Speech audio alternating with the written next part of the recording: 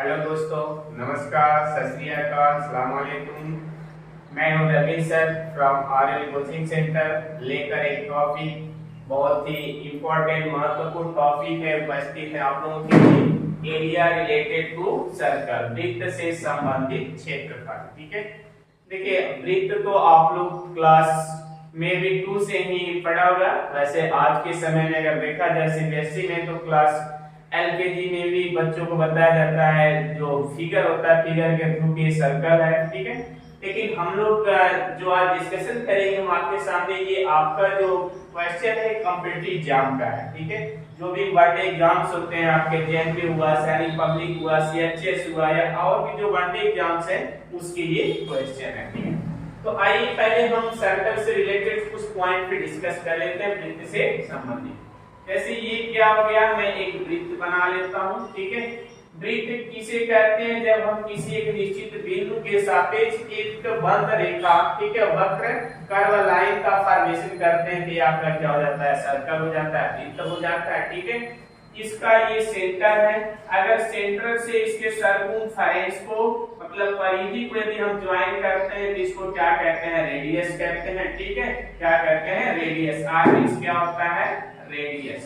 ठीक है, हिंदी में इसे क्या कहते हैं, त्रिज्या कहते हैं। हिंदी में क्या कहते हैं, त्रिज्या। ठीक है, और जो रेडियस जो होता है इसको सेंटर और सर्कमफेरेंस ज्वाइन करते हैं, और जो डायामीटर होता है यदि हम इसके सेंटर से पास करते हुए हम एक लाइन ड्रा करें जो इस सर्कल को 2 इक्वल पार्ट में डिवाइड कर दे, तो वो क्या होता है आपका डायामीटर। तो AB क्या है, यहाँ से डायामीटर है जिसे हिंदी में व्यास कहते हैं। ठीक है, रेडियस और डायमीटर में रिलेशन होता है D = 2r। D = क्या होता है, 2r। ठीक है, ये तो सिंपल सी चीजें होंगी। ठीक, और यदि आगे हम लोग बढ़ते हैं तो इसमें आता है सेक्टर। क्या आता है, सेक्टर। ठीक है, तो जो क्या होता है, एरिया बिटवीन 2 रेडियस, है ना।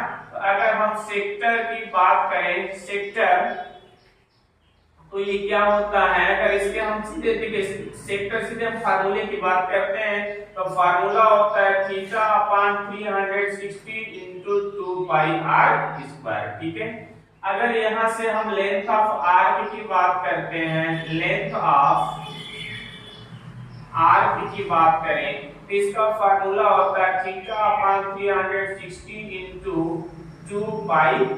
ठीक है, और जो बेसिक सी चीजें हैं अगर शायद आप लोगों को पता होगा, फिर भी एक बार मैं रिवाइज करा दे रहा हूं कि अगर एरिया ऑफ सर्कल की बात करें, ठीक है, एरिया ऑफ सर्कल तो फार्मूला होता है मेरे बच्चों πr²। ठीक है, एरिया ऑफ सर्कल क्या होता है, πr²। यदि पेरीमीटर की बात करें, पेरीमीटर की बात करें तो पेरीमीटर ऑफ सर्कल होता है 2πr। ठीक है, और बहुत सी चीजें इसमें आपको होती हैं, कॉर्ड होता है। ठीक है, बहुत सी चीजें, सेगमेंट होता है, माइनर सेगमेंट, मेजर सेगमेंट, सारी चीजें होती हैं, फिर हम लोग नेक्स्ट वीडियो में डिस्कस करेंगे। अभी फिलहाल अब हम लोग आते हैं अपने क्वेश्चन पे।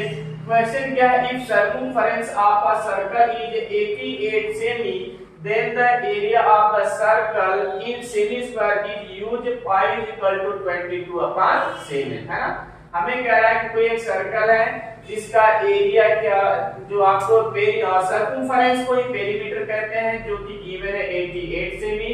तो हमें कह रहा है एरिया क्या होगा, तो सिंपल सा देखिए फार्मूला आपका एरिया का है πr², कि यहाँ पे आपको r की वैल्यू नीड होगी। अब हम लोग क्या करते हैं, सर्कमफेरेंस के हेल्प से, ठीक है, सर्कमफेरेंस ऑफ जो पेरीमीटर होता है उसी को सर्कमफेरेंस कहते हैं। तो ये आपका हो जाएगा 2πr। ठीक है, तो यहाँ से सर्कमफेरेंस आपको गिवन है 88 सेमी = 2 × पाई के लिए कमेंट में आपके क्वेश्चन में किया गया है कि 22/7 यूज करना है इनटू r।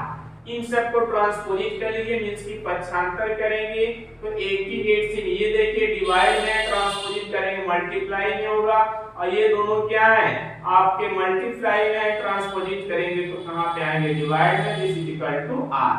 ठीक है। अगर 22 से इसको कैंसिल करेंगे तो 4 टाइम मिल जाएगा, 22 4 जा 88, 22 चौका 88, कैंसिल करेंगे 2 2 जा 4, 7 2 जा क्या हो जाएगा 14, ठीक है।